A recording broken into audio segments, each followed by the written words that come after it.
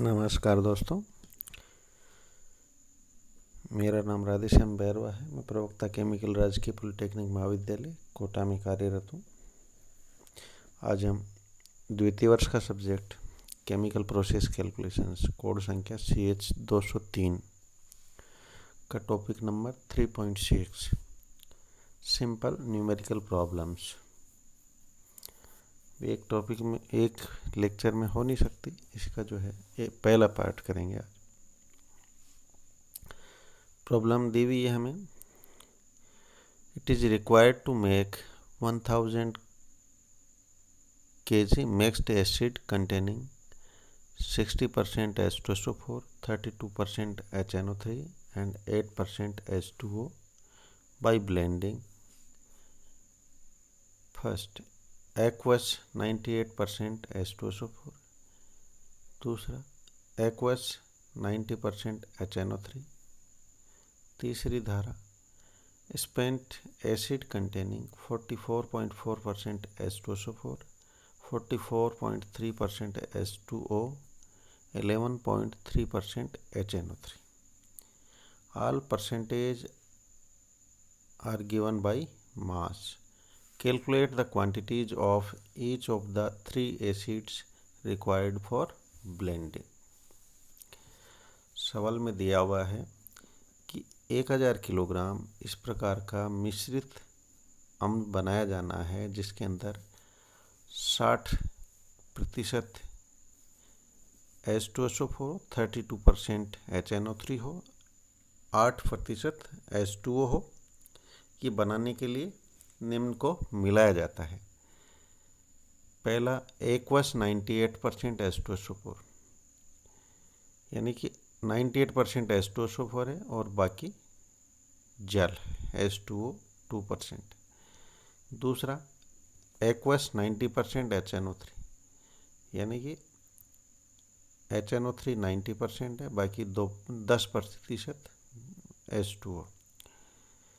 तीसरी धारा spent acid की जिसके अंदर 44.4% H2SO4, 44.3% H2O एवं 11.3% HNO3।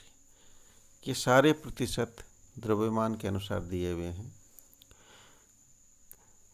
तीनों मिलाए जाने वाले जो एसिड्स है ब्लेंडिंग के लिए, इनकी मात्राओं की गणना कीजिए।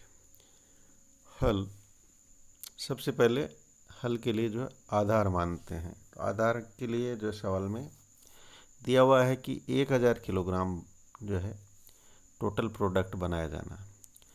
तो प्रोडक्ट P बराबर जो मिक्स्ड एसिड है उसकी मात्रा मान ली हमने 1000 किलोग्राम, एवं पहली धारा जो एक्वस H2SO4 है 98%, उसकी मात्रा मान ली 1 किलोग्राम और एक्वस 90% HNO3 की मात्रा कुल मात्रा मान ली 20 किलोग्राम और स्पेंट एसिड की क्वांटिटी मान ली C किलोग्राम।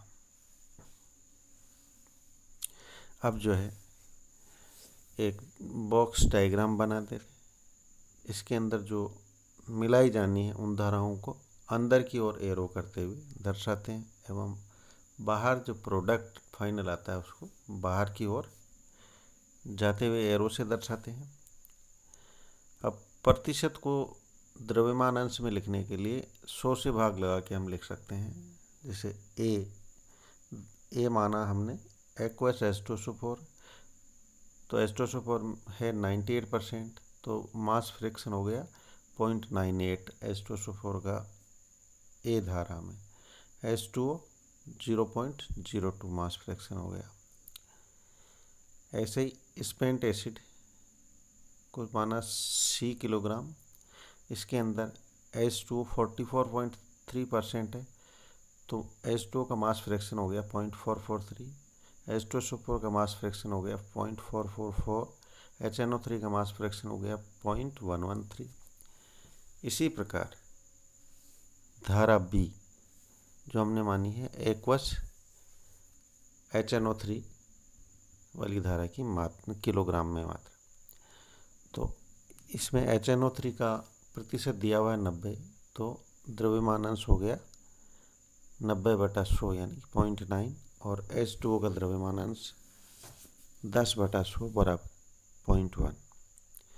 इसी प्रकार प्रोडक्ट में H2O का द्रव्यमान अंश 0.6, HNO3 का 0.32, H2O का 0.08। अब टोटल मटेरियल बैलेंस, क्योंकि स्टेडी स्टेट प्रोसेस है, कोई एक्यूमुलेशन का कोई डाटा नहीं दिया हुआ है, इसलिए मटेरियल इन बराबर मटेरियल आउट होगा। तो जो अंदर की ओर धाराएं आ रही है वो बराबर होनी चाहिए बाहर जाने वाली। तो A plus B plus C, तीनों धाराएं अंदर की ओर आ रही है और बाहर की ओर जा रही है P। A plus B plus C बराबर P। P का मान हमें दिया हुआ है पहले से 1000 किलोग्राम, तो A plus B plus C बराबर 1000 किलोग्राम। ये समीकरण 1 हो गए। अब किसी कंपोनेंट के लिए बैलेंस करें। पहले हम जैसे करते हैं H2SO4 के लिए करते हैं बैलेंस। तो H2SO4 धारा A में है 0.98 गुणा A, क्योंकि टोटल किलोग्राम माने A, तो H2SO4 कितना होगा उसके फ्रैक्शन से गुणा कर देंगे 0.98 मल्टीप्लाई A। और इधर B धारा में H2SO4 है नहीं,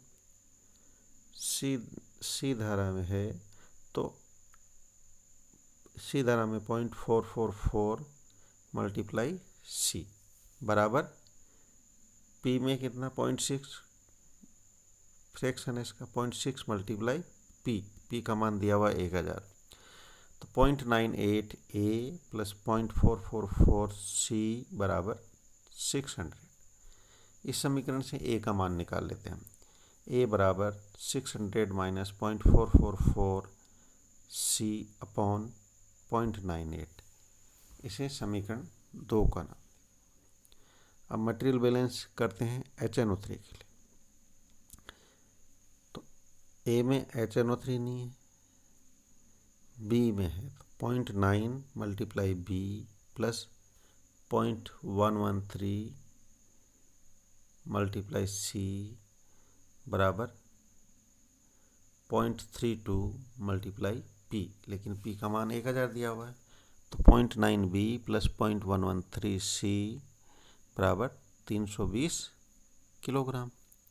अब इससे जो है B का मान निकाल लेते हैं। B बराबर 320 माइनस 0.113 C अपॉन 0.9, इसको समीकरण 3 का नाम दे देते हैं।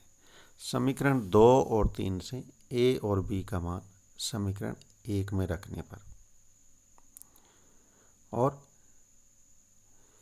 B और C, B समीकरण A और B का मान रख दिया समीकरण 1 में, तो A का मान भी C के रूप में है, B का मान भी C के रूप में है, तो ये रखने पर C के लिए हल करने पर C का मान आया 76.41 kg।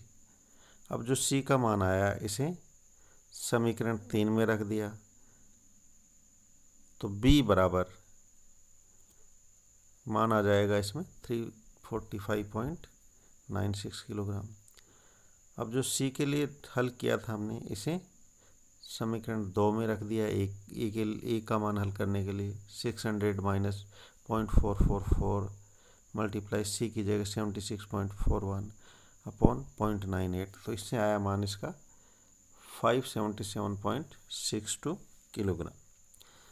अब आंसर चेक करने के लिए जो A और B और C के मान हमने निकाले हैं, इन तीनों को जो है समीकरण 1 में रख के देख लेते हैं। तो इन तीनों को जोड़ने पर आ रहा है 999.99, जो लगभग जो है 1000 के बराबर है। अर्थात हमारा जो है जो हल किया हमने सॉल्यूशन वो सही है। धन्यवाद।